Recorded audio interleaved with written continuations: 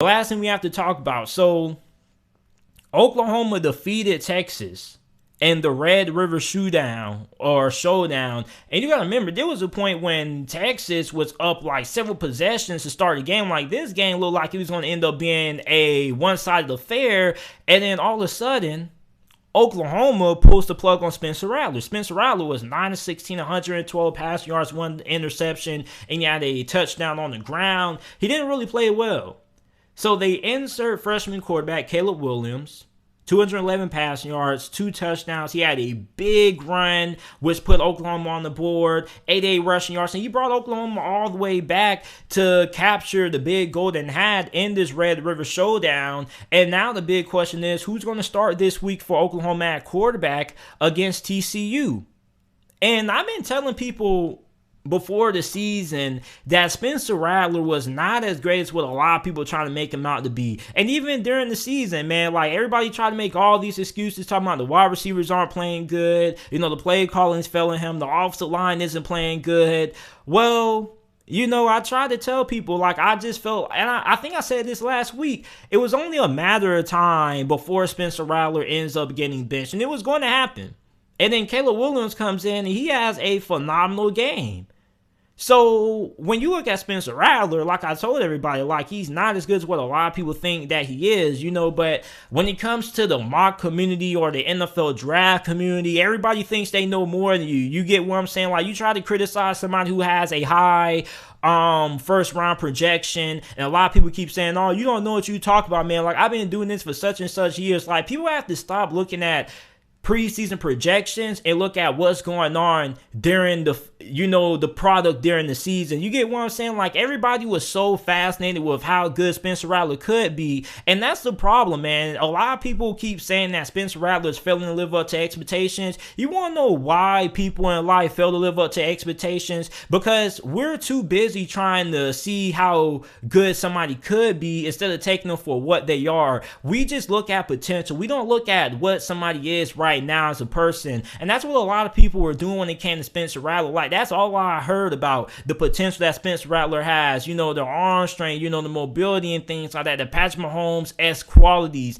But a lot of people kept overlooking a lot of things that he did wrong, and what caused him to get benched is simply for the fact that he was playing too much backyard football. He wouldn't stand in the pocket. He wasn't giving himself time to allow the wide receivers to get open. He was missing wide open wide receivers. He was trying to be Superman. He was trying to do too much. And, like, Caleb Williams came in and he ran the offense the way it should have been ran. He stayed in the pocket even when the pocket was collapsing. Yeah, he would roll out a couple of times to extend plays, but only when he had to. Spencer Rattler, on the other hand, he just rolls out every single play. Like, I really haven't really seen a drive when Spencer Rattler just completely stood in the pocket, even when things were collapsing, and delivered a nice dime. Like, he just tries to do too much outside the pocket. He plays too much backyard football, and that's the downside of having Patrick Mahomes in the NFL. I got a video coming out in the next couple of weeks about how Patrick Mahomes is hurting football, because Patrick Mahomes is hurting football because now quarterbacks don't focus on the technique anymore. I remember a couple of weeks ago, I went to a middle school football game, and there was a quarterback who tried to do a no-look pass, and he got picked off for a pick six, and his coach cussed him out because a lot of people aren't trying to stick to their fundamentals. Everybody's trying to be Patrick Mahomes, and Patrick Mahomes is, one of the greatest quarterbacks that we have in the game right now, but there are even some things that he does that ends up costing Kansas City a good amount of time. So when you're going to have this backyard style of football, you have to understand when it's okay to do that, when it's okay to try to make something happen. You also got to know when it's okay to take when the defense gives you. And for Spencer Rattler, I don't really think he knows that. So when you look at Caleb Williams, he's coming in, he's running this offense the way that it should be, but I still don't know who's going to be the starting quarterback. Like, I still feel like it's going to be Spencer Rattler. I still feel like Lincoln Riley is going to give Spencer Rattler one more shot to get things back in the right direction, because you got to understand something. Texas was kind of caught off guard with the quarterback change, so they weren't really prepared for it. They didn't really know what to expect, so they maybe had to alterate their game plan for TCU, especially when you look at a team like TCU that has a lot of athletes on the defense side of the football. I feel like TCU is going to be better prepared to handle Caleb Williams. So you got to understand, this is a guy who is a freshman who doesn't really have a lot of in-game action, so the experience factor is there. So if you look at Caleb Williams, he could be great against Texas and struggle against TCU next week. So I still feel like Lincoln Riley most likely will go with Spencer Rattler if I had the pick, because I still feel like Spencer Rattler just would be a little bit more experienced in a certain situation. And Lincoln Riley knows that sometimes you can't get caught in the heat of the moment because a lot of things can change. And we've seen this so many times when a backup quarterback plays well, they end up getting a starting job. You know, the former starter transfers out. The former transfer ends up doing really good for another team, and you know, the other guy who ended up dethroning him ends up not being also great, i.e. Wisconsin with Graham Mertz when they pushed out Jack Cohen. So if you're Lincoln Riley, you don't really want to rush this decision. You know, you kind of want to get this. You kind of want to figure out who's your starting quarterback at some point during this week, probably around Wednesday, so you can still get the guy who's going to be starting a good amount of first-team reps, because I really feel like if you're going to start Caleb Williams, I really feel like you don't want to split any reps if he's going to end up being your guy because of the inexperience factor there. So you want to make sure that he's as comfortable as possible, especially going against TCU, which is definitely a team that can be able to pull off the upset. And that's another thing about Oklahoma, man. Like, they still don't really have an identity, and I've been saying that all year. Like, Oklahoma doesn't really know who they are as a football team, and with the quarterback change, that's even more apparent. But I definitely feel like there's some character concerns with Spencer Rattler that's kind of holding him back, because when Spencer Rattler scored that touchdown, I didn't really see the sideline getting hyped. When Spencer Rattler scored that touchdown, you know, he dapped a couple of people up and things like that. But when Caleb Williams had that big rushing touchdown, you saw the whole sideline was dapping him up. The whole sideline pretty much came all the way from the other side to dap him up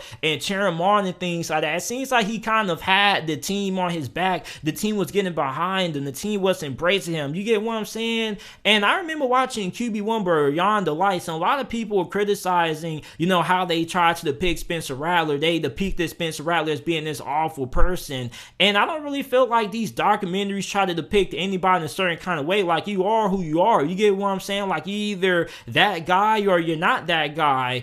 And for Spencer Rattler, like, you know, a lot of people have been heavily critical of him as a person. I'm not somebody who likes to come out here and criticize somebody. I don't know Spencer Rattler personally. A lot of us don't know Spencer Rattler personally, so I'm not going to criticize him about that, but I'm just saying, like, I really felt like the team responded more and was more receptive to Caleb Williams when he was in that quarterback versus Spencer Rattler. And how the team views you actually matters a lot, because if the team likes you, they're going to run through a brick wall for you. You get what I'm saying? Like, even if you are a starting quarterback, like, yeah, people are going to go out on a limb, but when people really like you, they're willing to do a little bit more for you when it comes to football. And me being a wide receiver, I remember there was a quarterback that I really liked a lot that I was willing to run for a wall through this guy. I remember I played through a concussion all because I really liked this quarterback that we had. So it really matters how good of a leader you are. Like, these things actually matter. For Caleb Williams, he looked more poised, he looked more suited for the moment, and I really feel like Oklahoma probably knew that this was going to happen eventually. So maybe Spencer Rattler will end up bouncing back, because I believe Lincoln Riley said that during his presser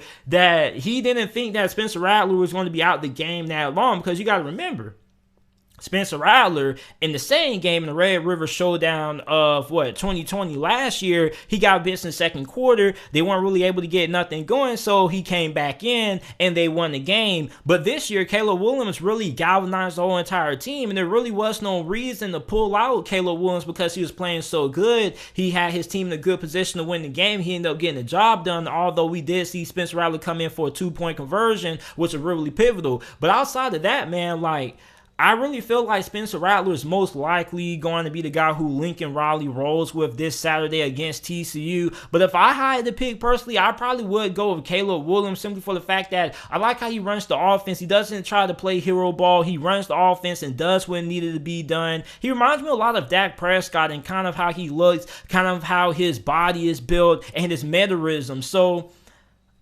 I'm really intrigued, man. This college football season has been crazy. Like, we've had so many crazy scenarios like this. Remember, we had the Anthony Richardson and Emory Jones debacle earlier on this season. Then AR-15 got hurt and Emory Jones started to play better and whatnot. Like, I really feel like Caleb Williams is just too good of a player not to have on the field. Even if Spencer Rattler gets to start, and even if Spencer Rattler ends up bouncing back, I still feel like Lincoln Riley is going to make sure that Caleb Williams is involved in this offense some way, somehow. But you guys let me know who you guys think is going to end up being the starting quarterback for Oklahoma this Saturday against TCU down in the comment section down